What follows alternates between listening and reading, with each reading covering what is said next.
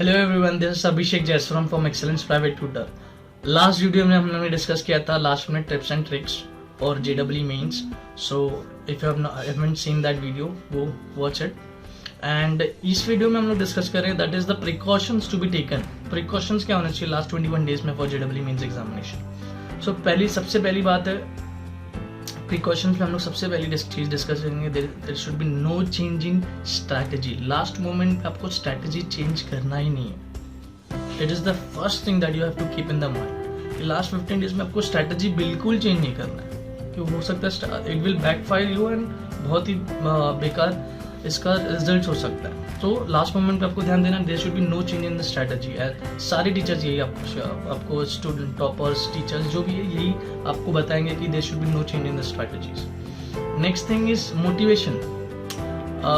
Motivation is a must. तो आपको first day से लेके आपको लास्ट डे तक इम्पोर्टेंट रहता है। जैसे लाइक मोटिवेशन के बिना it is impossible for like any of the student to crack it, क्योंकि मोटिवेशन ही आपका एनर्जी मेंटेन करता है एंड एनर्जी मेंटेन करके ही वो आप कंसिस्टेंट एफर्ट्स ले सकते हो। फॉर एग्जांपल आपको जब मैराथन भी रन करना है तो मैराथन रन करने के टाइम पे भी आपको क्या सजेस्ट किया जाता है कि आप कंटिन्यूसली भागते रहिए। और इनिशियली आपको ये भी बोला जाता है कि जरूरी नहीं कि आपको तेज दौड़ना है, you should run continuously, that is important even if you are running slowly. So make a consistent efforts. ये सारी चीजें तो हमारी थी मोटिवेशन।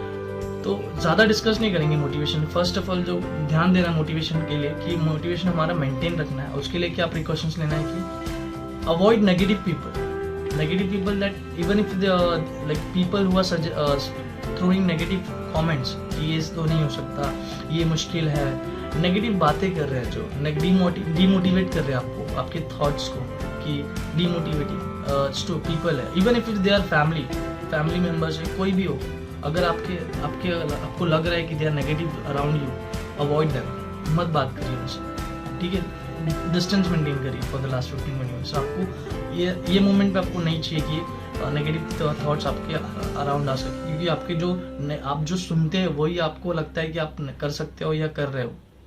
जो आप सुनते हो वही आपके एक्शंस पे रिजल्ट्स आ जाता है, तो यू बिलीव दैट थिंग और आपके एक्शंस पे वही नजर आ जाता है, ठीक है। सो अवॉइड दैट पीपल।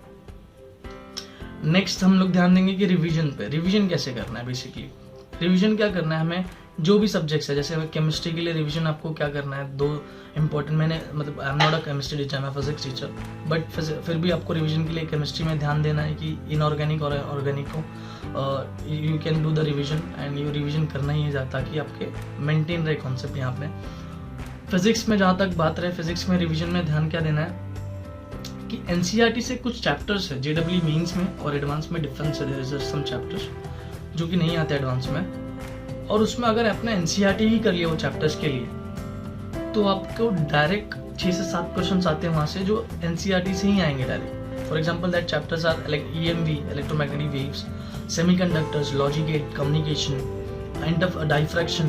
तो ये सारे चैप्टर एक्सेट्रा और भी कुछ चैप्टर्स आप जो छोटे छोटे चैप्टर जैसे कि properties of this basically atom molecules and nuclei, so electrons and photons, ये छोटे छोटे चैप्टर्स है जो कि आपने एनसीईआरटी ही कर लिया तो आपके लिए बस हो गया। मतलब एनसीईआरटी कर लिया, लास्ट मोमेंट पे आपने 2 घंटा ध्यान दे दिया, 2 घंटे ध्यान दे के पढ़ लिया, तो आपके हो सकता है कि सेमीकंडक्टर्स के जो इम्पोर्टेंट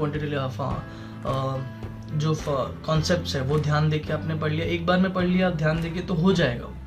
तो उसको ध्यान में रखिए, एनसीईआरटी आपने कर लिया, कुछ फॉर्मुले है जो दिमाग में रखना है और आपके चैप्टर खत्म हो जाएंगे, ठीक है। सो लास्ट मोमेंट के लिए ये रिवीजन आपको करना जरूरी है, और हो सकता है कि इसमें से 6-7 क्वेश्चन इजी क्वेश्चन जो आपको आ जाए। And last thing will be discussing. So basically ये चीज़ें रिवीजन में हमें ध्यान देना है। मैथ्स के लिए I will suggest something, but right now आपको मैथ्स के लिए जो लग रहा है वो करिए। There should be no attempt of new questions for the last 10 और 15 डेज। लास्ट वीक के लिए तो आपको बिल्कुल न्यू क्वेश्चंस अटेम्प्ट नहीं करना। लास्ट 15 डेज आप ध्यान देना कि आपको जो हो गया रिवीजन क्वेश्चंस है आपके मार्क किए वो करो। आप न्यू क्वेश्चन अटेम्प्ट करके आपको ये हो जाएगा कि डाउट आपके माइंड में डाउट नहीं डालना है किसी चैप्टर के लिए या किसी टॉपिक के लिए, किसी कॉन्सेप्ट के लिए। So there should be no attempt of new questions, ठीक है। So this are the precaution you should take for JW examination in the last 21 days or 15 days. Hope you like the videos. Do share this video.